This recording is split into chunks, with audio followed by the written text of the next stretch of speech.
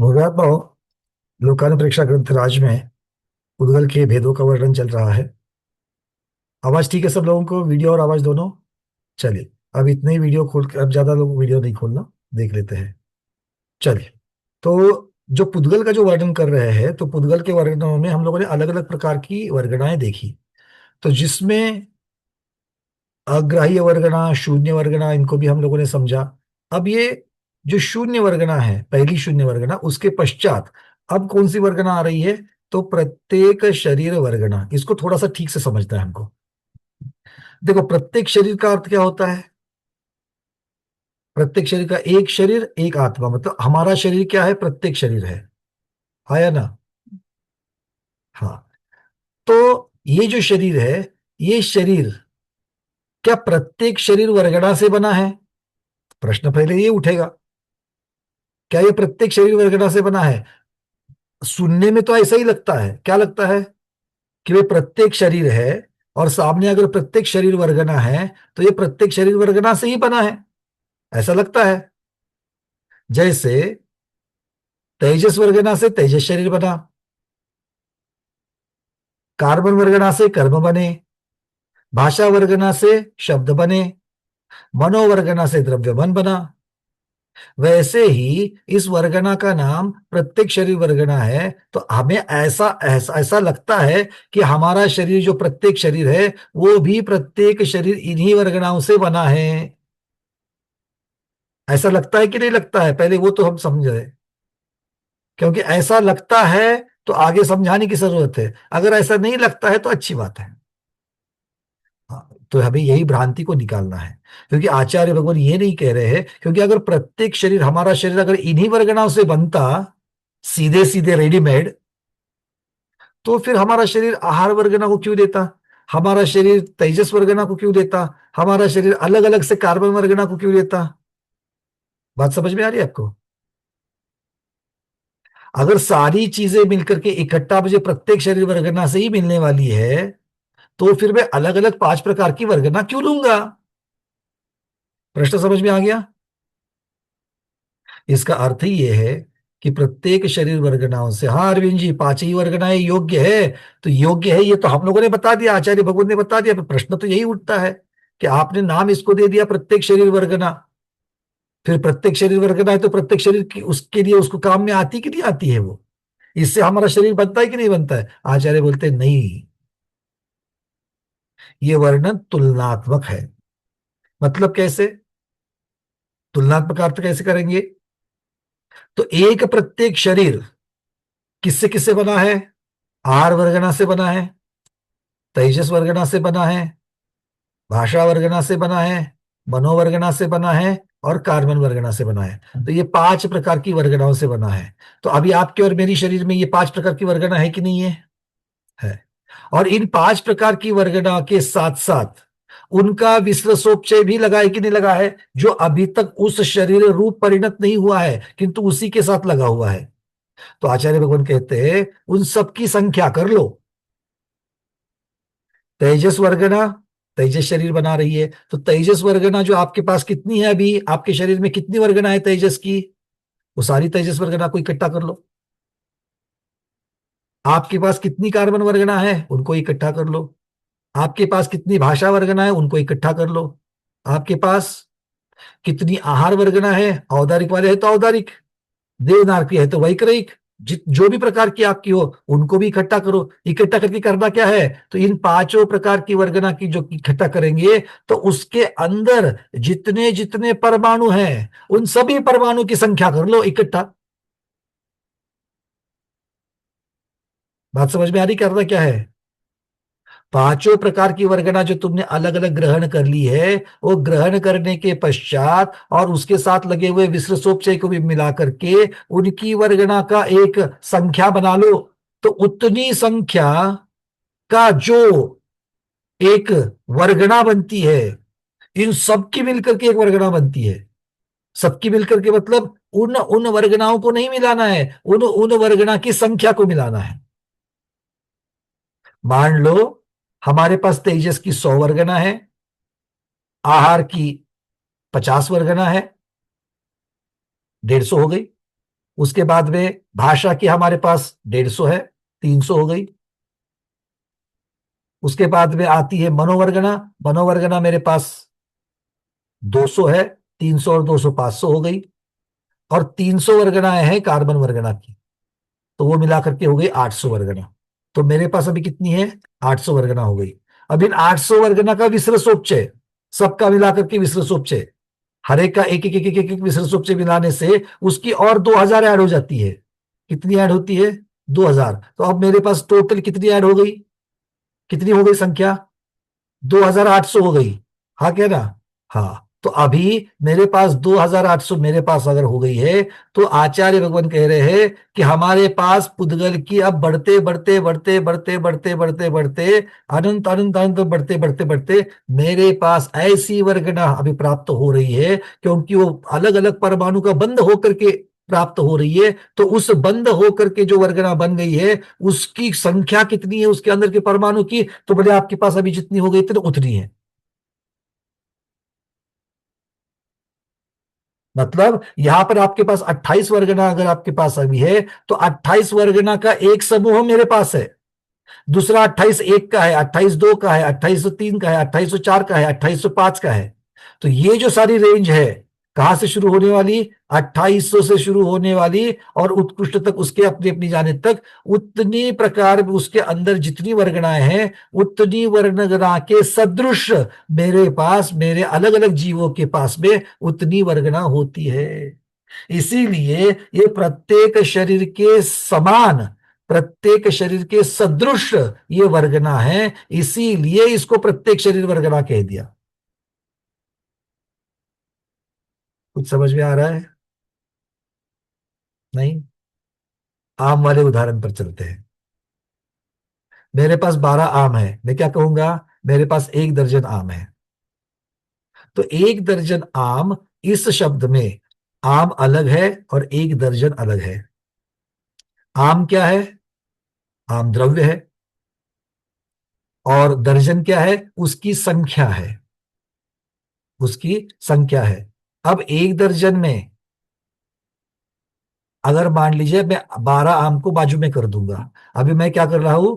मैंने 3 आम ले लिए, मैंने 3 आम ले लिए, 3 अमरूद ले लिए, उसके साथ 2 अंगूर ऐड कर दिए, उसके साथ 3 बेर ऐड कर दिए। कितने हो गए? गिनती करनी है आपको। कितने हो गए? 11 हो गए ना? उसमें और एक मिला लो, आंवला। ठीक है। अब आपके पास फल कितने हो गए? फल कितने हो गए?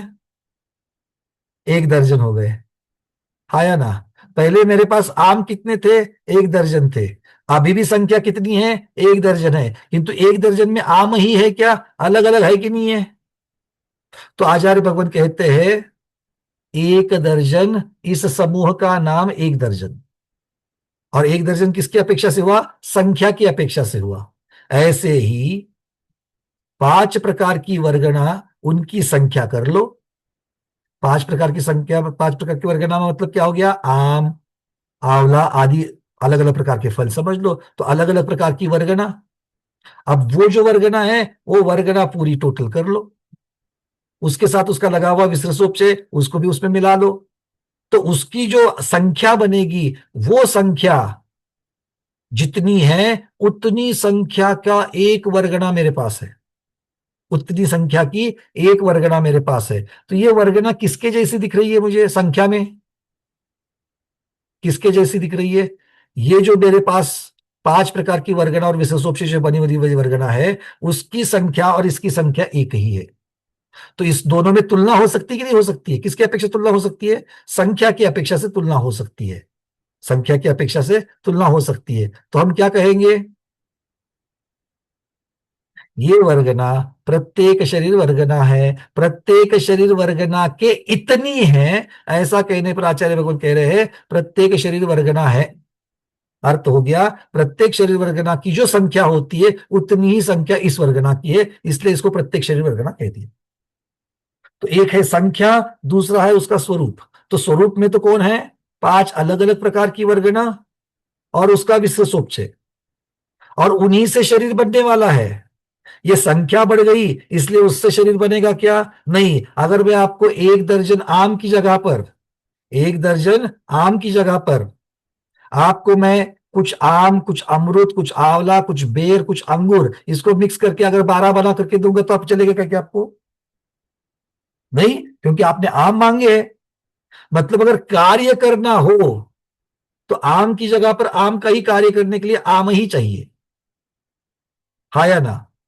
किंतु संख्या की अपेक्षा देखें तो आम भी 12 थे, 1 दर्जन मांगे थे, संख्या को संख्या मिल गई, 12 को 12 मिल गए। तो संख्या की अपेक्षा से वर्णन अलग और कार्य की अपेक्षा से संख्या अलग। इसीलिए ये प्रत्येक शरीर वर्गना, ये जो है, ये संख्या की अपेक्षा से प्रत्येक शरीर वर्गना से सदृश होने की वजह से ये प्रत्येक शरीर वर्गना कहती है। बल इसका कार्य प्रत्येक शरीर को बनाना नहीं है। थोड़ा थोड़ा, अभी 5 मिनट पहले से अभी थोड़ा सा समझ में आ रहा है कि नहीं आ रहा है? आ रहा है। मूल बात यही है प्रत्येक शरीर वर्गना में। प्रत्येक शरीर वर्गना, अगर ये बात समझ में आ गई कि भाई ये प्रत्येक शरीर वर्गना क्यों कहा इसको, तो ये प्रत्येक शरीर वर्गना की संख्या के सदृश है। क्लियर हो रहा है सबको? क्लियर हो रहा है? अब इसके ऊपर आपके कोई प्रश्न है तो इतने ही इसके ऊपर प्रश्न तो पूछो, फिर इस विषय को मैं आगे बढ़ाऊंगा। इसको पहले क्लियर कर लो। जिनके वीडियो बंद है वो भी वीडियो बिना खोले भी हैंड रेस कर सकते हैं। स्मिता दोषी।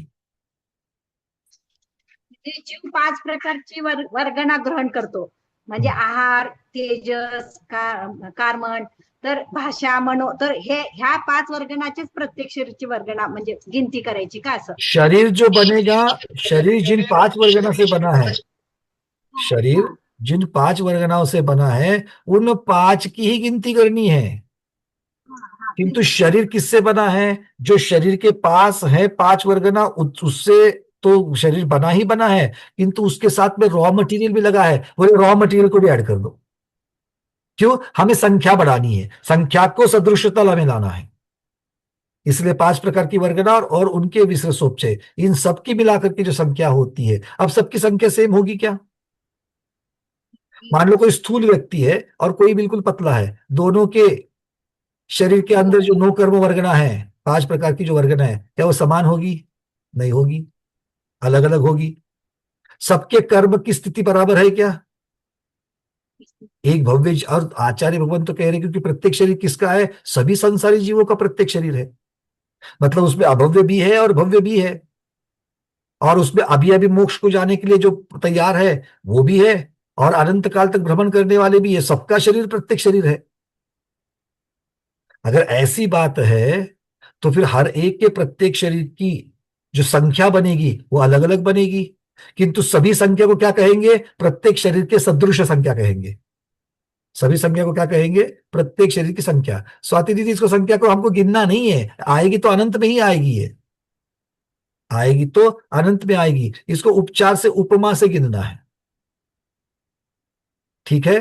तो इसका मतलब क्या है कि हमारे प्रत्येक शरीर को अगर हम देखेंगे, सारे जीवों को, संसार के संसारी जीवों को देखेंगे, अभव्य से लेकर के आगे 13वें गुणस्थानवर्ती तक के अगर सबको देखेंगे, तो सब में कम ज्यादा कम ज्यादा कम ज्यादा वर्गणाओं की संख्या हो जाएगी।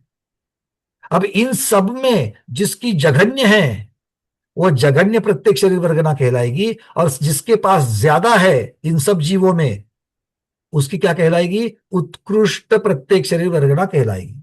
और तो ये जघन्यता और उत्कृष्टता किस अपेक्षा से है? क्वालिटी की अपेक्षा नहीं, क्वांटिटी की अपेक्षा, संख्या की अपेक्षा से है। समझ में आ गया? क्लियर? चलिए ऋतु दीदी पूछिए। ऋतु दीदी आपका वीडियो बंद हो चुका है। तब तक डॉक्टर मेहता दीदी पूछे। मैं पूछे इसका मतलब खाली प्रत्येक शरीर केवल नाम दिया गया है, मतलब उस समूह नाम सदृशता की वजह से है, जैसे दर्जन, बस उतना ही। बस इतना ही है दर्जन, इसका। हाँ, दर्जन के अंदर क्या आएगा वो अलग है। हाँ, पर खाली नाम सदृशता की वजह से दे रखा है। बिल्कुल, और इससे प्रत्येक शरीर नहीं बनेगा, इसका कार्य प्रत्येक शरीर बनाना नहीं है। नहीं ठीक है? तो पर फिर प्रत्येक शरीर तो अपन ने नाम दे दिया उसको, समूह को, पूरे सभी वर्गणाओं के समूह को। संख्या की अपेक्षा, संख्या की सदृशता हाँ, की अपेक्षा संख्या की की, अपेक्षा बस से उनको दे दिया। तो बस अभी वो उनको नाम दे दिया तो फिर वो उसको जरूरत क्या प्रत्येक शरीर के नाम की? जरूरत क्यों? क्योंकि उसका कुछ ना कुछ तो स्कंद बनते हैं। तीन लोकों में उतनी बड़ी वर्गणा के भी तो स्कंद बनते हैं। नहीं, ये तो सब शरीर के लिए अलग अलग है ना, प्रत्येक शरीर। फिर से आप शरीर के साथ जोड़ोगे तो कार्य बन जाएगा उसका। आपको सिर्फ संख्या देखनी है। अच्छा, संख्या, हाँ संख्या, हाँ। आपको सिर्फ उसकी संख्या देखनी है, आपको उसके अंदर के कार्य की तरफ नहीं देखना है, क्योंकि हाँ। कार्य अलग ही है। क्योंकि जो 12 आम का कार्य हो सकता है वो 12 अलग अलग, देखो 12 आम का मैं जूस बना लूंगा तो उसका कार्य क्या हो गया, आम का जूस। तो 12 आम का जूस निकाल करके वो जैसे टेस्ट करेगा, तो 12 अलग अलग प्रकार के फलों का, वो भी मैंने 12 फलों का ही जूस निकाला और टोटल का ये कर दिया, तो क्या उसका टेस्ट सेम होगा क्या, उसका वर्ण सेम होगा क्या? नहीं। तो ये भी 12 प्रकार के फलों का रस है और वो भी 12 आम का रस है। तो संख्या की अपेक्षा सदृशता है, कार्य की अपेक्षा से सदृशता नहीं है। नहीं तो क्या कहना पड़ेगा, अरे प्रत्येक शरीर वर्गना से तो मेरा शरीर बना है, तो अलग से मैं आहार वर्गना जीव क्यों ले गया, अलग से मनोवर्गना क्यों देगा? समझ में आ रही बात है? तो ऐसा नहीं होता है। कार्य की अपेक्षा से वर्णन अलग आएगा, संख्या की अपेक्षा सदृशता है। इतना बेसिक हमको याद रखना है। तो संख्या के हिसाब से ये एक है, तो ये प्रत्येक शरीर का आगे क्या एक एक अणु में इसमें भी मिलते जाएंगे क्या, प्रत्येक शरीर में भी? वो बाद में बात करेंगे। अभी तो प्रत्येक शरीर वर्गना के जगन्य से लेकर उत्कृष्ट तक कितनी संख्या है एक एक वर्गना में, तो उतनी संख्या होती है जितने एक प्रत्येक शरीर के अंदर उसके विश्लेषोपचय के साथ में कर्म नो कर्म विश्लेषोपचय सब मिलाकर के जितनी संख्या होती है, उतनी ही संख्या एक मतलब एक उतनी उतनी, वर्गना में होती है। तो उतनी उतनी संख्या वाले जीव मिलेंगे अपने को, मतलब ये हुआ। बिल्कुल बिल्कुल, जीव नहीं मिलेंगे। अब जीव में कहा, संसारी जीव संख्या की अपेक्षा से मिल जाएंगे, मतलब संसारी हाँ, जीव के संख्या पास के हिसाब से ही कितनी ना, वर्गना, टोटल वर्गना होगी, ऐसे संख्या जीव के मिलेंगे। हिसाब से मिल जाएंगे इतने, मतलब संख्या के हिसाब से मिल जाएंगे, बिल्कुल मिल जाएंगे। जघन्य से लेकर के उत्कृष्ट में बीच में तो बहुत सारे हैं।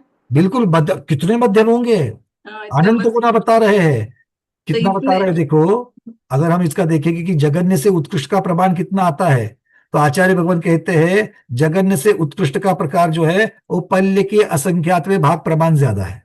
अब यहाँ पर असंख्यात का गुणकार है, यहाँ पर अनंत का गुणकार नहीं है जगन्य और उत्कृष्ट के बीच में। अब इसके पहले कैसा हो रहा था, सबसे नीचे जब थे तब अभव्य राशि के इतना गुना कर लो जगन्य से उत्कृष्ट में, फिर बोल रहे थे जीव राशि के इतना गुना कर लो, वो ज्यादा गुणकार था, बड़ा वाला गुणकार था। अब बोल रहे पल्ले के असंख्यात में भाग प्रकट मतलब असंख्यात का ही गुणकार कर लो, तो ज्यादा बड़ा जगन्य और उत्कृष्ट के बीच में अंतर कितना होगा, असंख्यात का होगा, उससे ज्यादा नहीं होगा।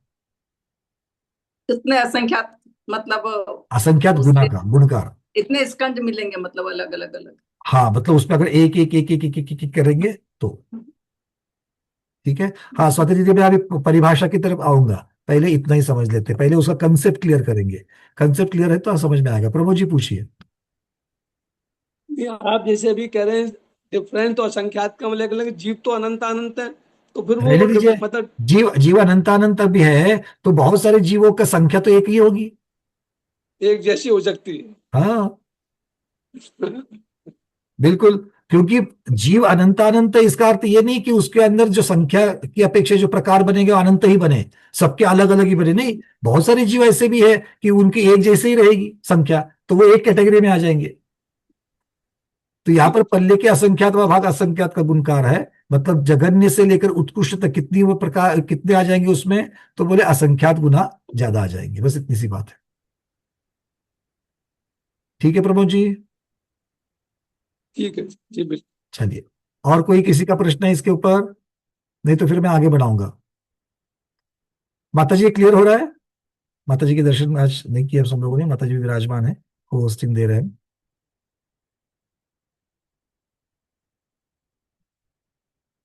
हरिका रत्न रत्नवती माता जी की जय। वंदामी वंदामी वंदामी माता जी। शुरुआत। मा- माता जी विषय क्लियर हो रहा है क्या? हाँ हाँ, समझ गए। चलिए बहुत बढ़िया। अच्छा लग रहा है। हाँ मतलब अच्छा लग रहा है, जानते तो नहीं। ये सब लोग जो 23 ज्यादा प्रकार, जानते नहीं आप। माता जी 23 प्रकार की वर्गना को जो जानते हैं ना, वो ये सबसे पहली वर्गना ये है कि जिसके बारे में बड़ा कंफ्यूजन रहता है, लोगों में भ्रांति रहती है।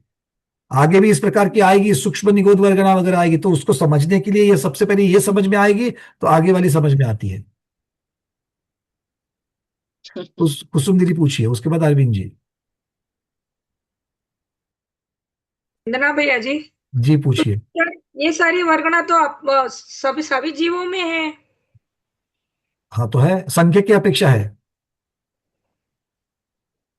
अच्छा अच्छा ओ, कार्य को देखिए, आप सबसे दिमाग में वो समझ लेना, 12 आम का जूस और 12 अलग अलग प्रकार के फलों का जूस। जूस तो दोनों का 12 फलों का ही है, किंतु सबकी टेस्ट समय होगी, सबका वर्ण समान होगा क्या? दोनों का नहीं होगा। तो यहां पर कार्य नहीं देखना है, यहां पर सिर्फ संख्या देखनी है। ये भी 12 फलों का है, ये भी 12 फलों का है, बट फल की अपेक्षा, संख्या की अपेक्षा वहां पर सदृशता है, सिमिलैरिटी है। ठीक है कुसुम दीदी? ठीक है भैया ठीक है। हाँ ठीक ठीक ठीक। क्या है ना, आप मुंबई में बैठती है ना, पूना से दूर है, आवाज नहीं आती आपकी। अरविंद जी बोलिए।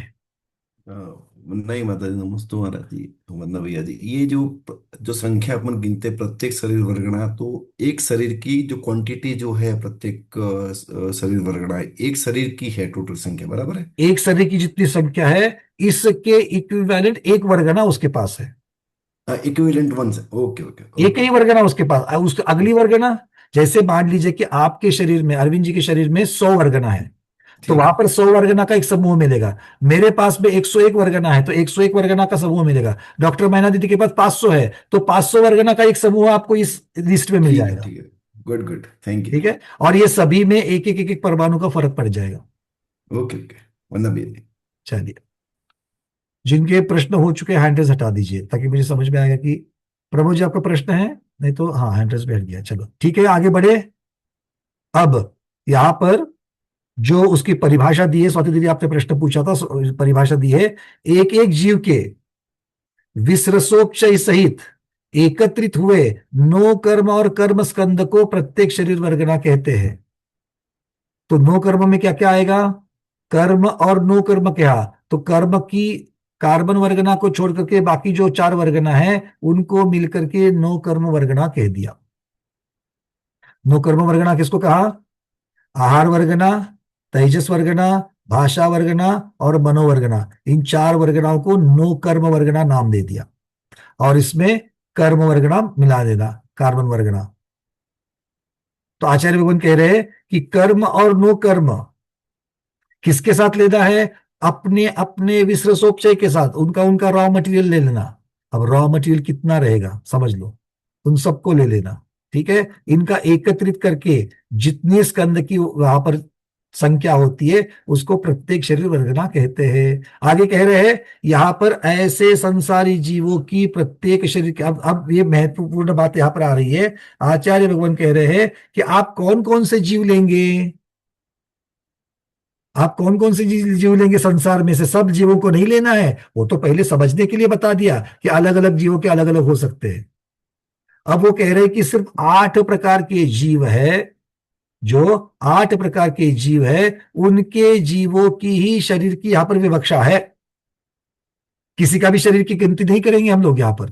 तो 8 प्रकार के जीव है, उनके शरीर के साथ में इनकी तुलना हो जाएगी। वो कौन से शरीर है? तो बोले जिसके आश्रय से बादर या सूक्ष्म निगोदिया जीव नहीं होते, ऐसे संसारी जीव हमको लेने हैं। प्रमोद जी देख लेना, कौन से संसारी जीव को हमको तुलना करनी है यहां पर, कर्म नो कर्म की संख्या की। तो ऐसे संसारी जीव लेने हैं जिनके आश्रय से सूक्ष्म हो या बादर हो निगोदिया जीव नहीं है।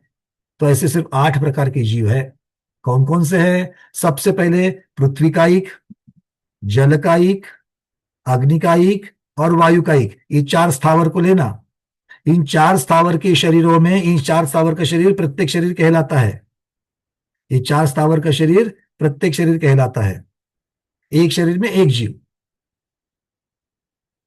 किसका ऐसा होगा? एक शरीर का एक जीव, एक शरीर में एक जीव ऐसे कहां पर होता है? किसके साथ होगा? पृथ्वीकायिक, जलकायिक, अग्निकायिक, वायुकायिक, इनके साथ होगा, किंतु पर्याप्तक के साथ होगा और लब्ध पर्याप्तक के साथ भी होगा, बादर के साथ होगा, और अरे बोलो तो सही, प्रत्येक शरीर में कौन कौन आएगा? त्रसों का शरीर प्रत्येक शरीर है, ये तो क्लियर है। प्रत्येक शरीर का अर्थ क्या होता है? एक शरीर एक जीव। और साधारण शरीर, प्रत्येक शरीर को छोड़ करके दूसरा शरीर कौन सा होता है? साधारण शरीर। साधारण शरीर में एक शरीर, बहुत सारे जीव। ऐसा किसमें होता है? साधारण शरीर किसके अंतर्गत होते हैं? सिर्फ और सिर्फ वनस्पति कायिक में होते हैं, और कहीं नहीं होते। ठीक है, ये साधारण शरीर की बात हो गई। किंतु इसके साथ साथ में जो हमारे मनुष्य और तिर्यंच होते हैं, तो मनुष्य और तिर्यंच के शरीर के आश्रय से भी निगोदिया जीव रहते हैं। ठीक है, किंतु जो पृथ्वी कायिक है, जल कायिक है, अग्नि कायिक है, वायु कायिक है, इन चार के आश्रय से निगोदिया नहीं रहते हैं। तो ये चार जीवों को ले लिया। उसके बाद देव और नारकी, उसके बाद देव और नारकी, इनके शरीर में कभी भी निगोदिया जीव नहीं होते। ठीक है, तो ये दोनों को भी जोड़ दो, 4 और 2 6 प्रकार के जीव हो गए। अब इसके साथ में मनुष्य गति रहेगी। तो मनुष्य गति के कौन से? आहारक और केवली भगवान। आहारक मतलब आहारक शरीर, पुतला। आहारक पुतले में भी क्या नहीं होते? निगोदिया जीव नहीं होते। मुनि महाराज के मूल शरीर में हो सकते हैं, मुनि महाराज के मूल शरीर में हो सकते हैं, किंतु आहारक पुतले में नहीं होंगे। और केवली भगवान के शरीर में भी निगोदिया जीव नहीं होते। तो 8 हो गए, 8 8 हो गए जीव। अब 8 जीवों का शरीर ले लो, 8 जीवों का शरीर ले लो। तो इन 8 प्रकार के जीवों के शरीर की अपेक्षा से यहां पर सदृशता मानी गई है कि इनके 5 प्रकार की वर्गना है, जिसमें 4 प्रकार की नो कर्म और 1 प्रकार की कर्म वर्गना, और उनका विसर्जोपचय, ये जोड़ने पर जो संख्या होती है उस संख्या के सदृश प्रत्येक शरीर वर्गना होती है। तो कौन से हम जीव तो लेंगे, किंतु संसारी जीव तो लेंगे, किंतु कौन से संसारी जीव लेंगे? 8 प्रकार के ही लेंगे। उनकी ही यहां पर सिर्फ संख्या है, उसके अलावा नहीं है। ठीक है, 12 प्रकार के आप जो फल कह रहे थे, उनमें कौन कौन से फल आएंगे ये इन्होंने बता दिया पहले से। जो मन चाहे वो नहीं ले सकते हैं। क्लियर है? तो क्या इसमें आप और हम लोग आ जाएंगे? आप और हम लोग आ जाएंगे? नहीं आएंगे। क्यों आएंगे? क्यों नहीं आएंगे? क्योंकि हमारे शरीर के साथ में निगोदिया जीव हमारे आश्रय से रह रहे हैं। और आश्रय से रहने में क्या प्रॉब्लम है भाई? आश्रय से रहेंगे तो हमारे शरीर के साथ में उनकी भी तो शरीर की गिनती करनी पड़ेगी, और उनके शरीर की गिनती करनी पड़ेगी, तो वो जीव भी तो 5 प्रकार की वर्गना ले रहे हैं। अब जिनकी भाषा नहीं है, निगोदिया जीव की तो भाषा नहीं है और मन नहीं है, तो वो 2 वर्गना हट जाएगी उसकी, वो उसको ग्रहण ही नहीं करेगा। किंतु 3 प्रकार की तो कर रहा है, तेजस, कार्बन और आहार वर्गना तो ले रहा है। तो उसके साथ जो संख्या बनेगी वो संख्या यहां पर हम लोग तुलना में नहीं ले सकते, इसलिए ऐसे जीवों की यहां पर चर्चा नहीं है। क्लियर हो गया? तो 8 प्रकार के जीवों की ही चर्चा यहां पर होगी। कुसुम दीदी कलकत्ता, आपका प्रश्न, उसके बाद प्रमोद जी, फिर हम आगे बढ़ेंगे। वंदना माता जी, वंदना भैया जी। जी, भोग में जीवों के निगोची होते किसके? भोग भूमि के जीवों के। भोग भूमि जीव के भी हो जाएंगे, क्योंकि यहाँ पर चर्चा तो उनकी नहीं है। क्योंकि भोग भूमि में तिर्यंच और मनुष्य तो ही होते हैं, और तिर्यंच में उन्होंने सिर्फ 4 को लिया, पृथ्वी का एक, जल का एक, अग्नि का एक, वायु का एक, वो इनको छोड़ ठीक है, करके किसी को सुनना नहीं है, लिया। लेकिन और उनका भी मनुष्य तो में 2 ले शरीर ऐसे लिए, ही उड़ जाता। मनुष्य भी 2 लिए, मनुष्य भी 2 लिए। कौन से? केवली और आहारक पुतला, बस इतना हाँ, नहीं। ठीक है, इनको छोड़ करके कोई नहीं। प्रमोद जी। मैं ये पूछ रहा था अभी जो आपने बताया, तो अरे मैं प्रश्न प्रश्न भी भूल गया। कोई बात नहीं, फिर से याद करिए, नहीं तो फिर से आप हैंडल्स कर सकते हैं। ठीक है, ठीक है। अभी वाला हैंडल्स हटा दीजिए। चलिए अब थोड़ा आगे बढ़े। तो आचार्य भगवान कह रहे हैं कि फिर से एक बार बता रहे हैं, जीव इन वर्गनाओं को इस स्वरूप में ग्रहण नहीं करता। प्रत्येक शरीर नाम है, इसका अर्थ ये नहीं है कि प्रत्येक शरीर वाले जीव इनको ग्रहण करते, नहीं, ग्रहण नहीं करते इनको। ये तो बस सिर्फ स्कंद प्रमाण, स्कंद मतलब उनके समूह के प्रमाण की परमाणुओं की संख्या की अपेक्षा तुलनात्मक दृष्टि से बताया गया है। बस ये बात यहां पर आचार्य भगवान कह रहे। प्रभु जी बोलिए। मतलब प्रत्येक वनस्पति में, मैंने पूछा था प्रत्येक वनस्पति में भी क्यों नहीं उनको दिया है? प्रत्येक वनस्पति को भी नहीं लिया यहाँ पर, क्योंकि प्रत्येक वनस्पति के आश्रय से निगोदिया रह सकते हैं और तब जाकर के वो सब प्रतिष्ठित हो जाती है, इसलिए उनको यहाँ नहीं लिया है। तो हमारा शरीर भी मतलब हमारा शरीर भी सब चीज प्रतिष्ठित हो गया उस हिसाब से, वो तो बिल्कुल आप स्वरूप की अपेक्षा से तो है ही है। ठीक। चलिए, क्योंकि वहां पर सप्रतिष्ठित अप्रतिष्ठित शब्द आ जाएंगे जहां पर दोनों मिलते हैं। अब हमारे इसमें अगर दोनों नहीं मिलते तो दोनों चीजों की चर्चा नहीं होगी। ठीक है, चलिए आगे बढ़ते हैं। तो वहां तो आप प्रतिष्ठित हैं, वहां पे तो आप प्रतिष्ठित है, तो वहां उसको क्यों नहीं दिया? कहा? पिछले एक वनस्पति में तो प्रतिष्ठित अप्रतिष्ठित दोनों हैं, तो अप्रतिष्ठित को तो ले लेते। तो इसीलिए हाँ, पर तो उसकी चक्कर यहाँ पर उन्होंने उसकी तुलना में नहीं लिया है, 8 को ही ले लिया क्योंकि वो हाँ, वही निगो। मेरा। हाँ, क्योंकि वहां पर भी अगर आपको याद है तो सारी की सारी वनस्पतियां उत्पन्न होने के प्रथम अंतर मुहूर्त में नियम से सप्रतिष्ठित होती है करके बता दिया। अप्रतिष्ठित की होती है। चलिए, अब यहां पर प्रश्न उठता है कि जघन्य और उत्कृष्ट ये प्रत्येक शरीर में है, तो मध्यम के तो बहुत सारे भेद बन जाएंगे। तो आचार्य भगवान कहते हैं कि जघन्य प्रत्येक शरीर वर्गना किसकी होगी और उत्कृष्ट किसकी होगी। अब जघन्य और उत्कृष्ट का अर्थ क्या करेंगे यहां पर, कौन बताएगा? जघन्य प्रत्येक शरीर वर्गना किसको कहेंगे और उत्कृष्ट शरीर वर्गना किसको कहेंगे? अलका बलजे दीदी। वरना भैया जी, कम संख्या वाले को जघन्य प्रतिष्ठित। बहुत सुंदर। तो इस प्रत्येक शरीर वर्गना में से सबसे कम जिसके पास होगी उसको जघन्य कहेंगे और जिसके पास उत्कृष्ट होगी उसको क्या कहेंगे? उत्कृष्ट प्रत्येक शरीर वर्गना होगी। तो आचार्य भगवान अब यहां पर कह रहे हैं कि जघन्य किसकी होती है। तो यहां पर कह रहे हैं जो अयोग केवली भगवान है, और अयोग केवली भगवान भी कहा अंतिम समय में स्थित है। कौन से भगवान? अयोग केवली 14वें गुण स्थानवर्ती। तो 14वें गुण 13वें गुण स्थानवर्ती के भी तो निगोदिया जीव नहीं है, 14वें गुण स्थानवर्ती के भी वो भी केवली है, उनके भी आश्रय से निगोदिया जीव नहीं है। किंतु सबसे कम किसके कह रहे हैं? सबसे कम कह रहे हैं 14वें गुण स्थानवर्ती अयोग केवली भगवान के। ठीक है, तो यहां पर आपको अयोग केवली भगवान, और वो भी कैसे? अंतिम समय में स्थित जो है वैसे समझ लेना। तो आज हम यहां तक रख देंगे और उत्कृष्ट की चर्चा अगले क्लास में करेंगे। क्यों? क्योंकि आचार्य भगवान विराजमान हो चुके हैं, आगे भगवती आराधना का समय हो रहा है। तो आज के स्वाध्याय को गुरुओं के श्री चरणों में बारंबार नमोस्तु वंदनामि इच्छा करते हुए यहीं पर समापन करते हैं। जैनम जयतु शासनम, जैनम जयतु शासनम, जैनम जयतु शासनम।